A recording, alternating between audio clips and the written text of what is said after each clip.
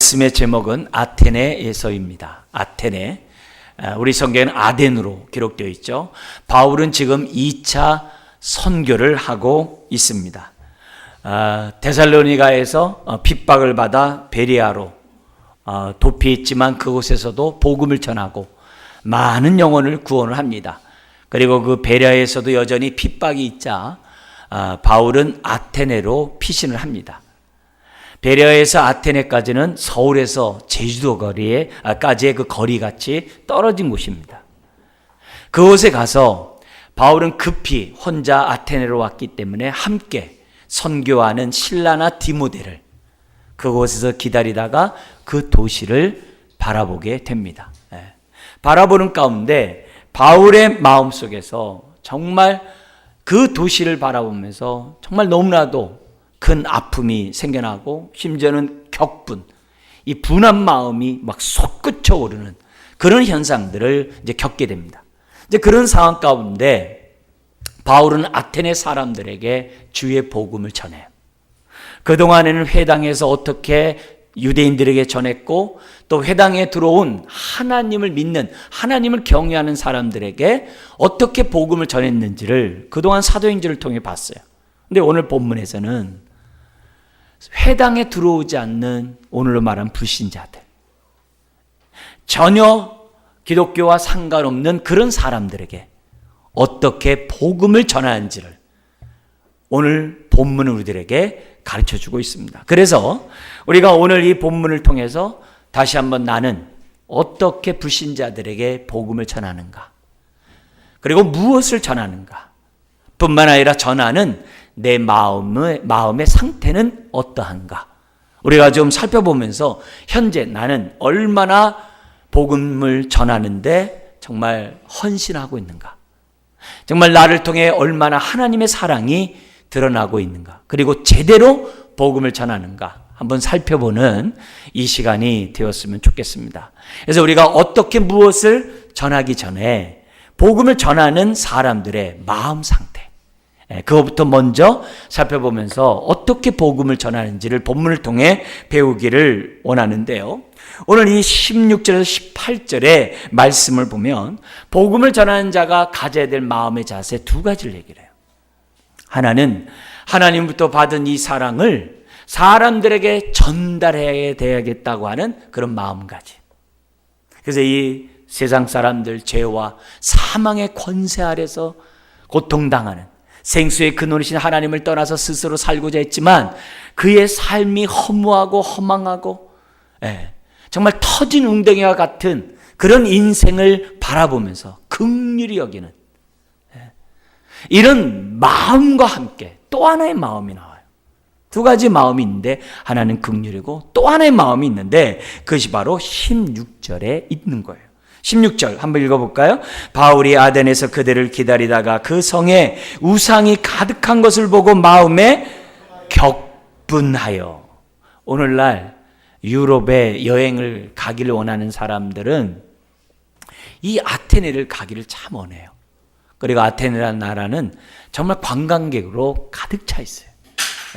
근데 그 아테네 그 아크로폴리스에 올라가 가지고서 파르테논 신전이라든지 아폴로 신전이라든지 디오니소스, 오늘날의 이 술의 신인데 예능의 신이라고, 예술의 신이라고 말을 합니다만 본성에 충실한 신이거든요. 이성보다도 본성에 충실한 그런 신전이 오늘날도 있어요. 근데 여행객들은 그것을 보면서 어때요? 감탄을 맞이해야 하잖아요. 너무나도 놀랍다. 어떻게 이렇게 아름다운 문화유산이 있는가? 사람들은 감탄에 맞지 않습니다. 그런데 바울은 그 도시를 보고 감탄하는 것이 아니라 어떻게 했다고요? 격분했대요. 격분했대요. 격분했다는 거죠. 그러니까 우리가 복음을 전하려고 한다면 기본적으로 우리에게 두 가지 마음이 있어야 돼요. 하나는 세상을 긍휼히 여기는, 죄 가운데 살아가고 원수 사탄 마귀에게 눌려서 고통당하는 사람들을 구원하고자 하는 긍휼한 마음이 있어야 될 뿐만이 아니라 어떤 마음이 있어야 돼요? 격분하는 마음이 있어야 돼요. 뭐에 대해서 격분해요? 사람에 대해서 격분하기보다는 사람들의 영혼을 좀먹고 도둑질하고 죽이고 멸망하는 원수 사탄의 그런 자들을 향해서 격분하는 마음이 있어야 돼요. 예. 뿐만 아니라 그 사단에게 속아서 우상단지를 만들어 놓고 우상 숭배하는 그런 사람들과 그로 인하여 사람들을 점점 어둠으로 끌고 가는 그런 모습을 보면서 어떤 마음을 가져야 한다는 거예요? 격분하는 마음을 가져야만 한다는 거죠. 여러분, 사랑하는 마음만 갖고 있다고 해서 전도하는 것도 아니더라고요. 하다가 멈출 때가 많아요. 여유를 부릴 때가 많아요. 그렇다고 반대로 격분만 가지고서는 안 돼요. 격분만 가지고 있다가는 그냥 예수 믿지 않는 사람들에 대해서 멸망받을 자들, 마귀 추종자들 하면서 상종도 안 하는 사람들도 있고, 심지어는 어떤 사람들은 우상단지를 가가지고 남의 거기 가가지고 깨트려 버리면서 자기 격분만 나타내는 사람도 있어요. 그게 아니에요.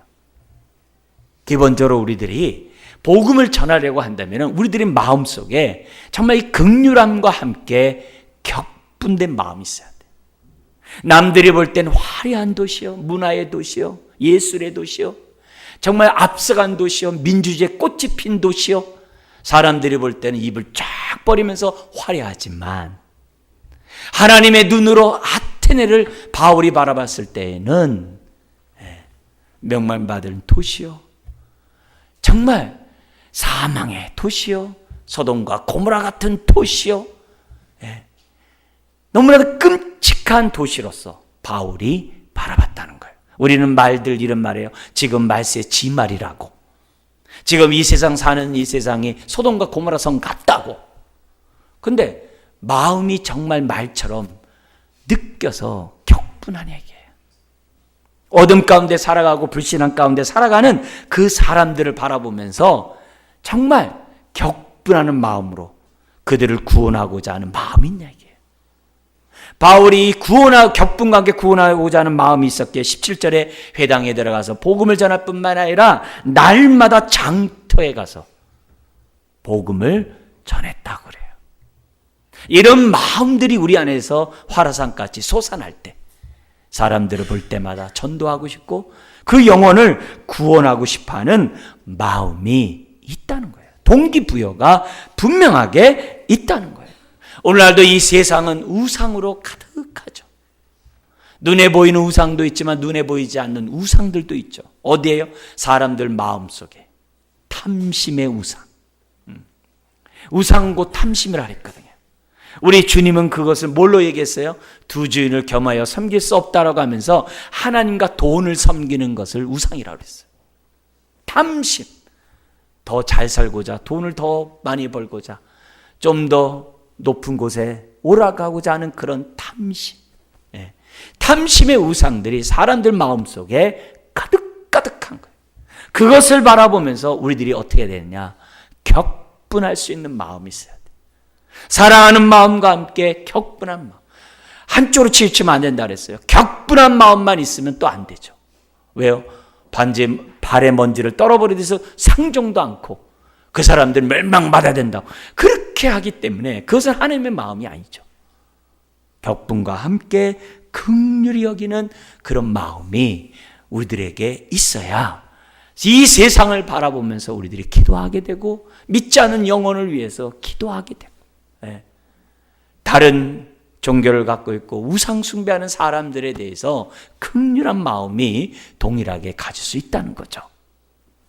자, 그러면서 본격적으로 그들에게 복음을 전하는데 어떤 이 복음을 전하느냐면은 오늘 바울은 4가지를 복음을 전하는 방식을 우리에게 가르쳐줘요. 이렇게 전도를 해야 한다는 가르침을 줘요. 그리고 무엇을 가르쳐야 되는지를 우리들에게 가르쳐 주는데요. 이런 이 전하는 그 복음을 통해서, 말씀을 통해서 정말 바울이 전하는 그 하나님이 오늘 내가 믿고 있는 하나님인가를 한번 이 시간에 점검하셨으면 좋겠어요. 그래서 우리가 믿는 하나님에 대해서 오해하지 말고 올바른 지식 속에 올바른 믿음을 갖고 우리가 올바른 복음을 전해야만 한다는 것을 오늘 본문을 통해서 우리들이 깨달았으면 좋겠습니다. 자, 그런 가운데 바울이 복음을 전할 때 어떻게 전하는가? 첫 번째는 이렇게 얘기를 합니다. 거기 22절, 23절에 나오는 것처럼 공감대를 형성하래요. 상대방이 관심을 갖도록 먼저 어떻게 돼요? 좋은 관계를 맺으라고 첫 번째 얘기를 하는데요. 22절, 23절 우리 한번 읽겠습니다. 바울이 아레오파고 가운데 서서 말하되 아덴 사람들아 너희를 보니 범사에 종교심이 많도다. 내가 두루 다니며 너희가 위하는 것들을 보다가 알지 못하는 신에게라고 새긴 단도 보았으니 그런즉 너희가 알지 못하고 위하는 그것을 내가 너희에게 알게 하리라. 첫 번째는 뭐라고 얘기하냐면은 그 사람들에게 복음을 전하기 전에 그들과의 말을 할 때 자기 말에 귀를 기울이도록 바울이 말을 하는데 뭐라고 얘기하냐면 22절에 너희가 범사에 종교심이 참 많구나. 왜냐하면 아테네에는 지금도 12신상들이 우상들이 가득 차 있거든요. 가는 곳마다 다 신상들이 다 있거든요. 심지어는 바울이 볼 때 자기가 본 신상 가운데 어떤 신이 있었냐면 아폴로, 제우스, 허메 이런 신들만 있는 것이 아니라 거기 성경에 나와 있는 그 23절에 있는 것처럼 알지 못하는 신을 섬기는 제단도 있었다는 거예요. 알지 못하는 신. 그래서 바울이 바로 그것을 접촉점으로 그들에게 종교심이 많다라는 마음에서 그렇지 우리가 종교심이 많지. 그리고 많은 신들을 너희들이 섬기고 있구나. 그렇지. 그런데 너희들 보니까 내가 가서 찾아보니까 알지 못하는 신을 섬기는 제단이 있더라. 근데 바로 그 신에 대해서 내가 지금 알게 하겠다. 이렇게 말을 시작했다는 거예요. 그러니까 바울이 이렇게 말하는 이 모습을 오늘 우리들이 복음을 전할 때 우리가 적용을 해야 돼. 무조건 그냥 예수 믿으세요. 믿으면 천국 갑니다. 안 되면 지옥 갑니다. 이렇게 얘기하는 것보다도 정말 내 주변에 믿지 않는 많은 사람들이 있잖아요. 평소에 눈 인사하고 고개도 숙이고 여러 가지 얘기하는 사람들도 많이 있잖아요. 그런 사람들에게 어떻게 하면은 좋은 관계를 맺고 내가 하는 그 말에 귀를 기울이게 할 수 있을까? 그것부터 하라는 거예요. 그래서 사람들을 만나서 얘기할 때 가족은 어떻게 되고 애들은 어떻고 지금 어떻게 지금 살아가고 있는지를 물어볼 수 있잖아요. 그리고 나서 좀 더 되면은 어떤 취미를 갖고 계시고 어떤 일을 하세요. 좀 더 그 사람에 대해서 신상 털기하자는 게 아니라 그 사람을 좀 더 이해하기 위해서 우리가 물어보잖아요. 어떤 취미가 있어요? 그죠? 어떤 일을 하고 계세요? 심지어는 어떤 종교를 갖고 계세요? 왜냐? 내가 복음을 전하는 데 있어서 다 어떤 종교를 갖고 있느냐에 따라서 복음 내용이 다를 수 있거든요. 불교를 믿고 있든지 유교를 믿고 있든지 저마다 무교이든지 우리가 복음을 전하려고 한다면 그 사람에 맞게끔 전해야 되거든요. 왜냐하면 바울이 유대인에게 맞는 말씀을 전했고 회당에 들어온 하나님을 믿고 있는 이방인, 하나님을 경외하는 자들에게 거기에 맞는 복음을 전했고 또 오늘에는 교회에 들어오지 않는 이 사람들에 대해서 바울이 거기에 맞는 복음을 전하고 있거든요. 그러니까 그 사람이 어떤 종교적인 그런 배경을 갖고 있는지를 물어보는 것도 중요하죠. 왜요? 때에 맞는 복음을 전할 수 있거든요. 일률적으로 전하지 않는 거거든요. 그러니까 그 사람에게 효과적인 복음을 전하기 위해서 그 사람과 좋은 관계를 맺는 가운데 물어보는 거죠. 가족은 어떻고 취미는 어떻고 어떤 일을 하고 어떤 종교를 갖고 있는지. 그러면서 심지어는 교회를 다닌다고 하면서도 종교적으로 교회를 다닌 사람들이 있거든요. 그런 사람들에게는 바른 복음을 전해줌으로 올바른 믿음을 갖게 해줘야 되잖아요. 다양한 사람들이 있어요.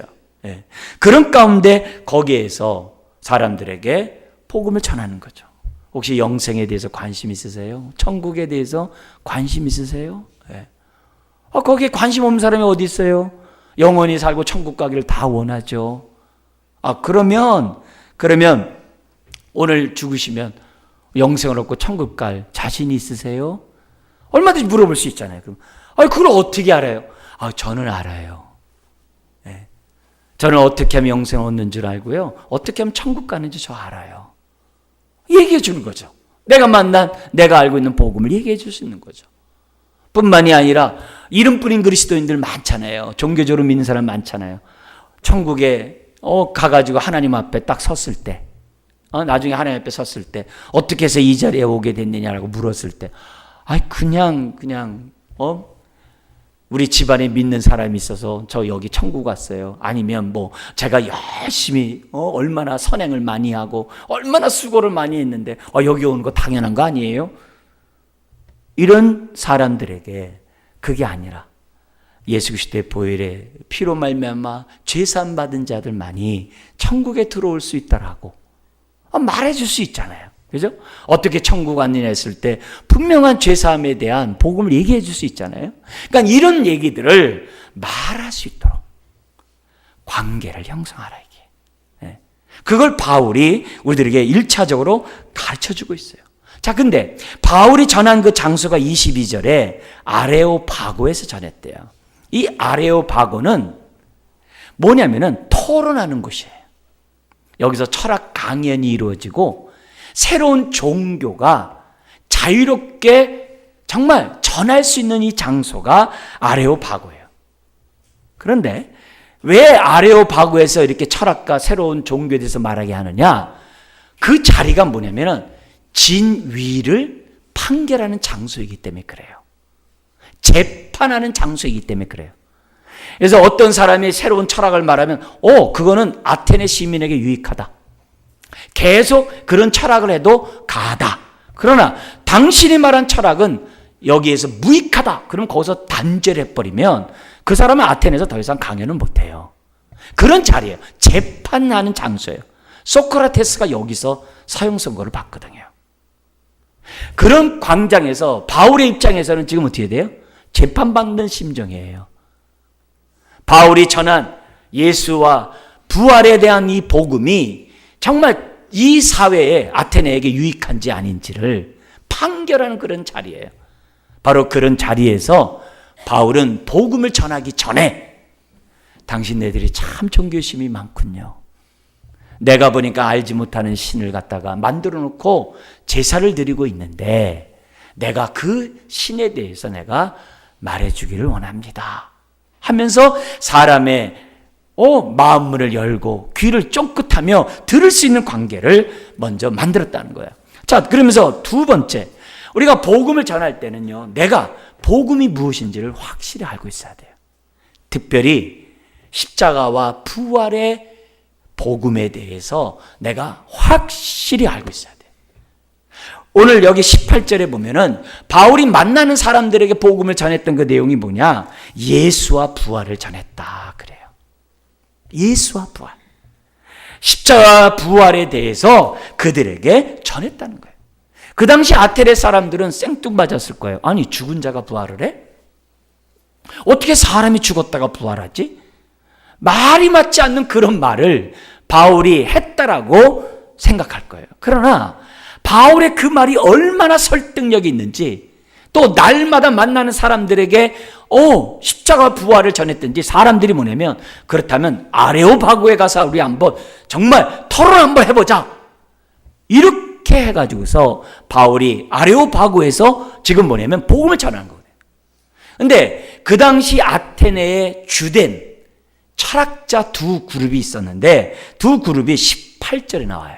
누구냐면은 에피크로스와 스토아 철학자들이에요.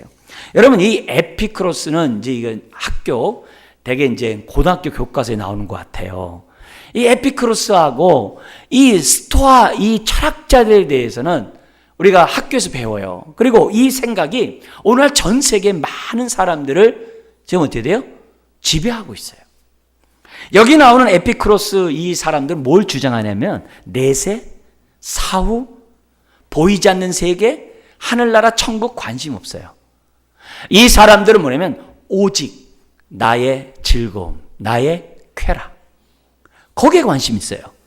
그래서 우리가 겪고 있는 이 고통과 여러 가지 스트레스와 여러 가지 어려운 일로부터 자유함을 얻는 것이 인간의 최고의 행복이라는 거예요. 쾌락이 최고의 행복이라는 거예요. 그래서 이 사람들은 오로지 지금 뭐예요? 현재의 즐거움을 추구하는 사람들이 이 사람들이에요. 그래서 이 사람들은 신의 어떤 섭리도 인정하지 않아요. 관심이 없어요. 그래서 오늘날의 쾌락주의자들, 오늘날 유물론자들, 이런 사람들이 에피쿠로스의 영향을 받고 있죠. 오늘날 특히 디오니소스의 신의 영향을 받고 있는 이 전 세계 사람들. 디오니소스가 요즘에 예능의 신, 예술의 신 해가지고서 우리 유명한 BTS, 우리 보이그룹에서도 제일 먼저 노래가 디오니소스 신상이 올라와요. 디오니소스가 뭐냐면 사람의 정욕이 원하는 대로, 사람의 본능이 원하는 대로 즐기자는 거예요. 그래서 옛날엔 술의 신이에요. 그래서 내가 즐기는 것이 중요하다는 이 현재의 상황이 오늘날 지금 이 세상에 지배하고 있어요. 이 에피쿠로스 학파예요. 반면에 스토아라는 사람이 있어요. 이 사람들은 자연과 조화로워야 한다는 거예요. 오늘날 자연주의와 비슷해요. 세상은 윤회해야 하는 거고 자연과 더불어 살아야 되는 거고 무엇보다도 이성을 중시하는 게 스토아 철학자들이에요. 그래서 이성에 따라서 현재에 있는 우리들의 많은 필요들을 스스로 공급할 수 있다. 이성만 있으면. 오늘날에 얼마나 많은 사람들이 이렇게 생각하는 사람들이 많아요. 얼마나 많은지 몰라요. 이 범신론자들이죠. 이 세상은 부처고 이 세상은 브라만이고 모든 게 다 신이라는 거예요. 그러면서 이 사람들에게 또 뭐가 있냐면은 운명을 강조해요. 그래서 고통이 있으면 그냥 감내하라고 그래요. 감내하라고 그래요. 이게 스토아파, 이런 사람들이 주장하던 철학자들이에요. 그러니까 이런 사람이 아테네를 지배하고 있으니까 이런 사람의 신관을 갖고 있겠죠. 알지 못하는 신에 대한 생각도 그 영향을 받고 있겠죠. 그래서 그들의 종교성을 알고 있었던 바울이 그 다음에 복음을 전할 때 핵심적인 메시지를 전해요. 아까 두 번째는 뭐라 그랬어요? 십자가 부활에 대한 분명한 확신을 가지고 복음을 전해야 된다 그랬어요. 자, 그런데 여기에 따라서 세 번째 나오는 것이 뭐냐면 그들이 갖고 있는 종교적인 배경을 생각하래요. 우리로 말하면 불교를 믿고 있는지 아니면 유교를 믿고 있는지 아니면 종교적인 사람인지 생각하면서 복음을 전하라는 거예요. 그래서 세 번째 나오는 내용이 뭐냐면은 이 알지 못하는 신을 갖다가 그 철학자의 영향을 받았잖아요. 그들의 신관과 정면 돌파를 해요. 자, 어떻게 하나님을 전하는가? 24절, 25절에 기록되어 있어요. 여러분, 네 가지가 나오는데요.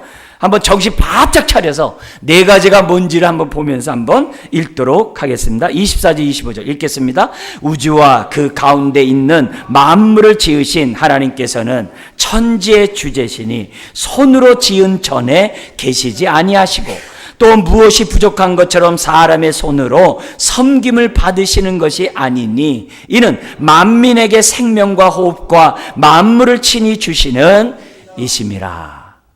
네 가지 찾았어요? 지금 그들은 신을 믿고 있는데 12신을 중심으로 믿고 있어요. 근데 그런 신을 갖고 있는 자들에게 참된 하나님이 어떤 분인지 지금 전하고 있어요.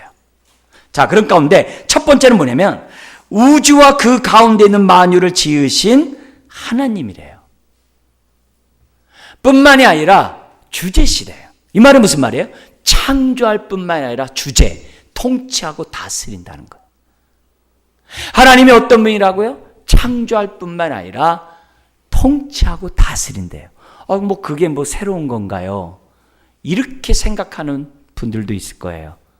여러분, 지금 이 그리스, 이 헬라 때서부터나 지금 전 세계에 갖고 있는 신들을 보면 두 종류예요. 하나는 초월에 있는 하나님, 초월에 있는 신이에요. 그래서 세상을 창조한 다음에 세상 법칙에 따라 이 세상은 돌아간다는 거예요. 관성의 법칙, 만유인력의 법칙, 여러 가지 연력학의 법칙, 이런 법칙에 의해서 세상은 뭐예요? 다 운행한다는 거예요. 그리고 신은 저 높은 보좌에서 그냥 가만히 보고 있다는 거예요. 그리고 저마다 신이 정해진 운명에 따라 사람들이 뭐예요? 살아간다는 거예요. 그래서 초월하신 신을 믿고 있는 종교들이 많죠. 우리 여러분이 잘 아는 대표적으로 계몽주의 시대 때 17, 18세기 유럽의 그 계몽주의가 뭐냐면은 대표적인 초월신을 믿고 있었어요.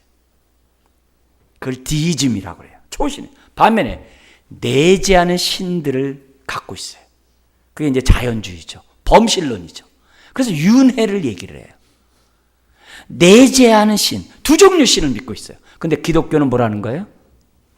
초월뿐만 아니라 뭐 한다고요? 우리와 함께 하시는 하나님이라는 거예요. 초월할 뿐만 아니라 내재, 우리와 함께하는 하나님이라는 거예요. 지금 그 얘기를 바울이 하고 있는 거예요. 이 말을 들었던 에피쿠로스 학파 같은 경우는 어떻게 해야 돼요? 아이, 무슨 신이 어떻고 뭐 어쩌저쩌고 그래. 그리고 우리가 알기에는 스토아 학파처럼 뭐 운명? 무슨 운명이 어쩌저쩌고 해. 그게 아니라는 거예요. 하나님이 어떤 분이냐? 창조할 뿐만 아니라 우리 가운데 함께 하시는 하나님이라는 거예요. 아버지가 되시며 선한 목자가 되시며 우리의 작은 신음에도 귀를 기울이시고 우리의 삶을 인도하시는 아버지라는 거예요. 그 얘기를 첫 번째 바울이 그 광장에서 선포하는 거예요. 그러니까 두 철학의 영향을 받고 있었던 아테네 시민들이 깜짝 놀라는 거죠. 저가 정말 새로운 것을 말하는도다. 그렇게 얘기해요. 그 다음에 두 번째 얘기를 해요. 뭐라고 얘기하냐면 그 하나님은 뭐라고 되어 있냐면은 사람이 손으로 뭐라 그래요? 지은 전에 성전에 계시지 아니하고 하나님은 사람이 지은 성전 안에 있지 않다는 거예요. 그 당시 아테네는 12신들을 섬기고 있기 때문에 그 많은 신전들이 얼마나 많습니까? 오늘날에도 유적으로 얼마나 남아있어요.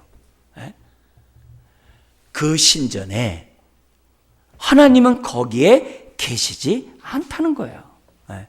아마 이 말을 했을 때 에피쿠로스 학파는 내 생각이랑 같네. 왜냐하면 그들이 평소에 신은 사람이 만든 그것에 있겠느냐 이렇게 말해왔거든요. 근데 바울이 이 말을 하니까 내 생각과도 같네. 에피쿠로스 철학을 갖고 있는 사람들이 생각하는 거야. 우리와 같은 주장하네. 그런 말을 듣는 그런 얘기를 함으로 에피쿠로스 학파 사람들은 어떻게 돼요? 바울의 말에 더 귀를 기울이는 거예요. 바울이 이렇게 전하기까지는 이미 아테네 사람들이 어떤 종교관을 갖고 있는지를 바울이 지금 뭐예요? 이미 간파했다는 거예요. 그러니까 말을 하나 할 때마다 그들의 마음을 열게 하는 그런 표현을 썼다는 거예요. 우리가 믿는 하나님은 초월해 계실 뿐만이 아니라 우리의 삶에 무관하시는 것이 아니라 함께 하시는 분이에요. 근데 그분은 사람이 만든 그 성전 안에 이렇게 있는 게 아니라는 거예요. 근데 너희들은 마치 거기에 있는 것처럼 금으로 신상을 만들어 놓고 화려하게 만들어 놓고 온갖 그 신을 달래기 위하여 이렇게 제사를 지내고 있구나. 왜냐하면 우상을 섬기는 근본 그 마음에는 복 받는 것도 있지만요, 더 그 근본 안에는 두려움이 있는 거예요. 제사를 안 드리다가는 벌 받을까 봐. 그래서 12신을 섬겼는데 혹시라도 우리가 모르는 신이 있으면 그 신이 우리에게 해코지 할까 봐 알지 못하는 신에게 제사를 드리는 거거든요. 두려워서. 두려워서. 우리가 조상들에게 제사를 드릴 때 그 근본 마음이 어떤 마음이 있냐면 내가 제사를 안 지내면 우리 조상신이 나에게 해코지 할까 봐 두려움이 있거든요. 여러분, 부모는 죽어서도 자식이 잘 되길 바라는 분이에요. 몇 자리 잘못 썼다고 자식을 망하게 하는 그런 부모 없어요. 속으면 안 돼요. 지금 그 얘기를 하는 거예요. 세 번째, 하나님이 어떤 분이냐. 그 다음에 나오는 분이 또 나와요. 또 무엇이 부족한 것처럼 사람의 손으로 섬김을 받으시는 분이 아니래요. 그렇죠. 그 당시 히랍의 신은 사람보다 조금 더 능력이 많은, 지혜가 좀 더 많은 신들이었거든요. 그래서 사람들이 지성이면 감춘이라는 식으로 사람들이 어떻게 해야 돼요? 신들에게 자꾸 귀한 걸 바쳐야지만 신이 복을 준다라고 생각했거든요. 그런데 하나님은 그렇지 않다는 거예요. 이렇게 말함으로 그 당시 종교심이 많은 아테네 사람들 모두에게 일침을 가하고 있는 거예요. 그 당시 그리스 신들은 사람이 도와줘야 돼요. 사람이 섬겨줘야 돼요. 사람의 절대적인 봉사가 섬김이 있어야 돼요. 그게 아니라는 거예요. 하나님은. 이 세상 모든 것이 다 뭐예요? 하나님 것이라 이게.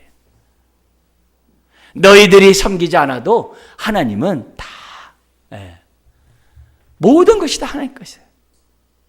네 번째, 하나님에 대해서 뭐라고 얘기하냐면 그러면서 이렇게 얘기합니다. 25절 하반절에 만민에게 생명과 호흡과 만물을 친히 주시는 이심이라. 오늘 많은 사람들이 하나님에 대해서 생각할 때 그냥 두리뭉실하게 생각할 때가 많아요. 오늘 이 본문에서 하나님은 어떤 분이에요? 우리에게 생명을 주신 분이에요. 저와 여러분들 생명 하나하나가 소중한 이유는 하나님이 우리에게 주신 거기 때문에 그래요. 하나님 것이거든요. 생명과 호흡. 여러분 한순간에 주님 오라 하면요, 호흡이 그냥 멈춰버리는 거예요. 오늘 이처럼 예배를 드릴 수 있도록 우리가 정말 호흡할 수 있는 것도 하나님의 은혜인 줄 믿습니다. 호흡뿐만이 아닙니다. 만물을 하나님 우리들에게 주시는 분이라고 얘기를 해요. 여러분 이 말을 들었을 때 스토아파 같은 경우는 내 말 하네 그랬고요. 왜냐하면 이 스토아파들은 이 만물이 뭘로 이루어졌는지에 관심이 많았거든요. 물이다, 불이다, 뭐 흙이다, 공기다, 막 이런 얘기하고 있었거든요. 근데 이 만물이 하나님께로부터 왔다는 얘기를 했을 때 공감되는 말이 됐을 거예요.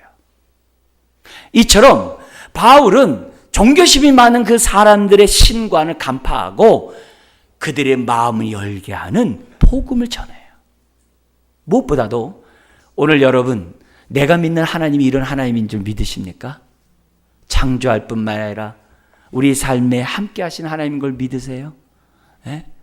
우리가 뭔가 해야지만 하나님이 기뻐하고 안 하면 지성이면 감천이 없으면 안 기뻐하는 그런 하나님을 아시는 분 계세요? 내가 오늘 이처럼 얻고 누리는 모든 것이 주께로부터 왔음을 여러분 믿으십니까? 오늘 우리들이 하나님 앞에서 정말 내가 믿는 하나님이 어떤 분인지를 먼저 분명히 알라는 거예요. 자, 그리고 나서 바울이 하나님에 대해서 계속 증거를 하는데 26절, 27절 한번 읽겠습니다. 인류의 모든 족속을 한 혈통으로 만드사 온 땅에 살게 하시고 그들의 연대를 정하시며 거주의 경계를 한정하셨으니 이는 사람으로 혹 하나님을 더듬어 찾아 발견하게 하려 하심이로되 그는 우리 각 사람에게서 멀리 계시지 아니하도다. 이렇게 하나님에 대해서 딱 얘기하면서 뭐라 하냐면은 너희가 알지 못하는 신이 누군지 아냐? 그 알지 못하는 신이 하나님인데 그 하나님은 너희가 알 수 있는 신이야. 그렇게 얘기를 하는 거예요. 너희가 하나님을 경험할 수 있어. 너희가 하나님을 만날 수 있어. 알 수 있어. 더듬어서 찾아 발견할 수 있어. 이렇게 얘기하는 거예요. 그런데 그 얘기를 하기 전에 지금 뭐라 그래요? 하나님이 26절에 인류의 모든 족속을 한 혈통으로 만들었대요. 최근에 과학자들이 지금 인류는 여러 종족을 통해서 오늘날에 왔다라고 이렇게 발표를 했어요. 한 유전자에서 발전하지 않았다는 거죠. 진화되지 않았다는 거죠. 그러면 또 그런가 보다 하겠죠.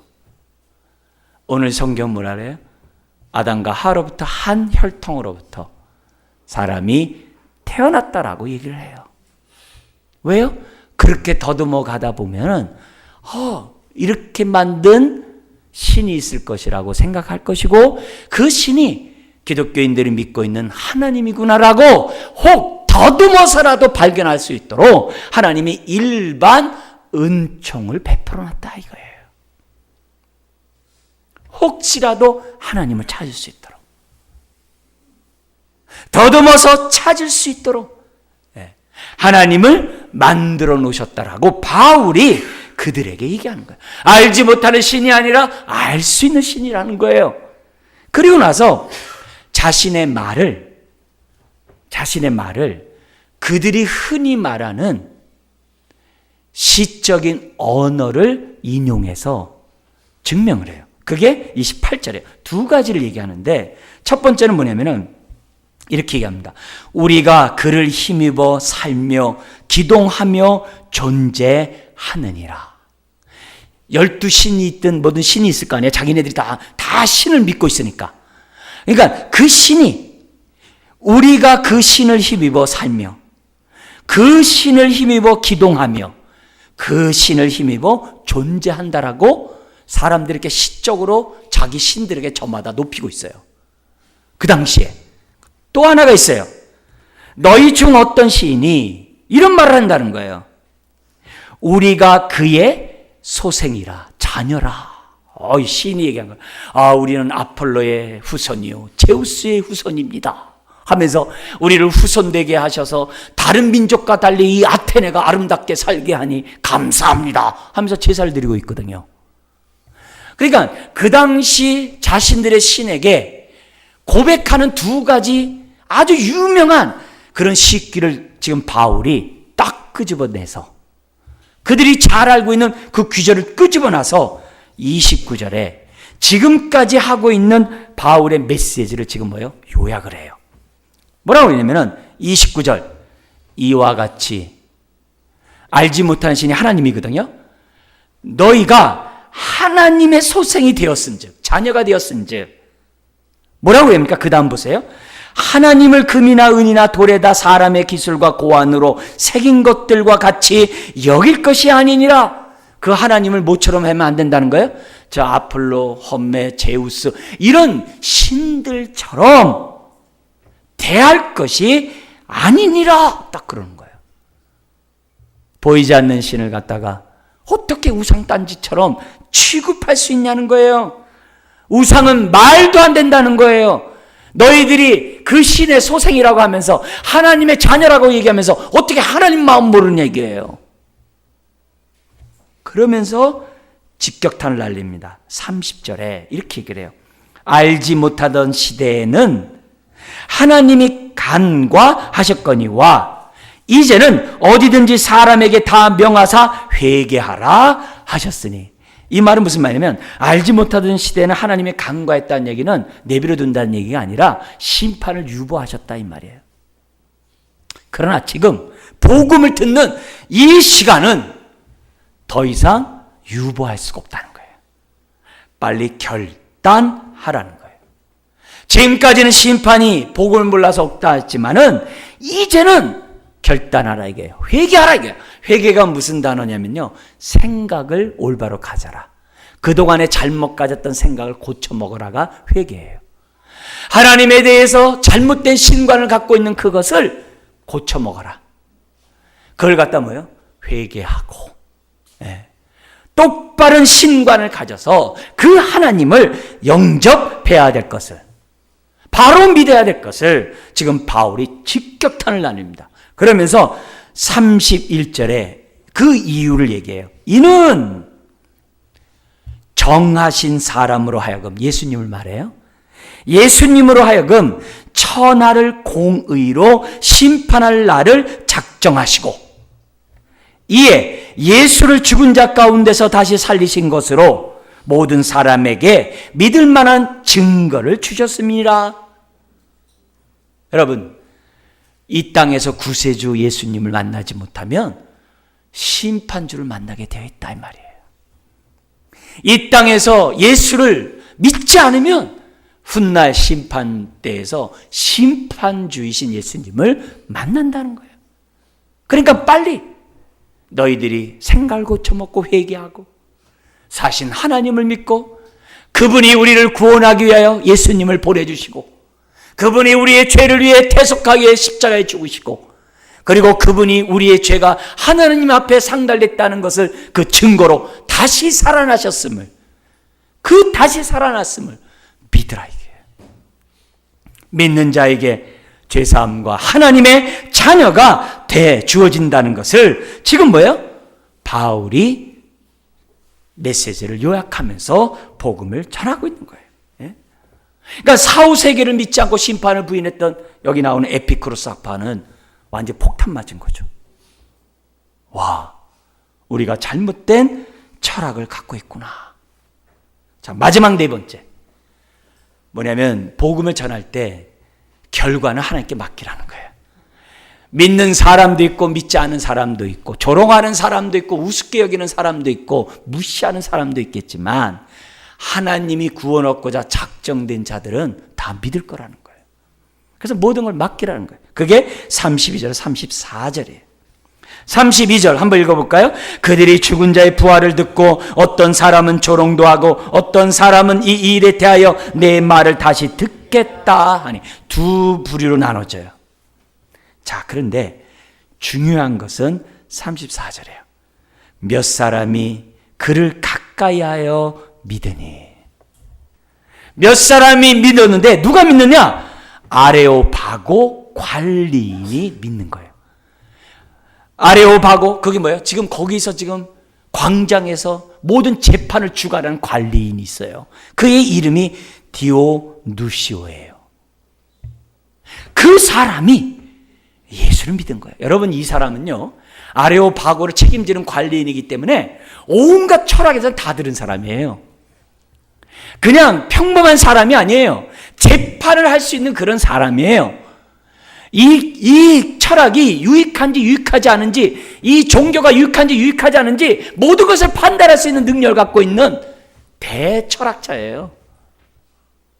그 사람이 그동안의 많은 철학을 통해서 풀리지 않았던 의문들이 한순간에 유레카한 거예요. 할렐루야 한 거예요. 그리고 그 사람이 예수를 믿는 거예요. 예수를 믿은 거예요. 하나님이 구원 얻어야 될 대상자가 믿게 된 은혜가 나타났다는 거죠. 그러니까 중요한 건 뭐예요? 바른 복음을 알고 바른 복음을 전해야 한다는 것을 우리들에게 지금 가르쳐주고 있어요. 사랑하는 성도 여러분, 세상을 바라볼 때 긍휼한 마음과 함께 격분한 마음이 있습니까? 이게 없으면 전도 못해요. 그리고 복음을 전하되 정말 내가 믿는 하나님을 올바로 알고 내가 지금 살아가고 있습니까? 무엇보다도 하나님의 구원이 십자가 부활을 통해 우리에게 주어진다는 이 확신이 오늘 나에게 있습니까? 여러분들이 이 시간 당장 하늘나라에 갔을 때 정말 어떻게 하늘나라에 왔느냐고 물었을 때 하나님의 은혜 가운데 보내신 예수 그리스도의 십자가 죽음 때문에 부활 때문에 내가 지금 이 자리에 오게 됐다라고 당당히 말할 수 있습니까? 오늘 다시 한번 이 복음 앞에 아멘 하시고 생각이 틀리신 분들은 회개하시고 올바른 믿음을 갖고 올바른 은혜를 누리고 그리고 사람들을 구원하는 하나님의 도구들이 되시기를 주의 이름으로 축원합니다. 기도하겠습니다. 하나님 아버지, 분명한 믿음의 확신이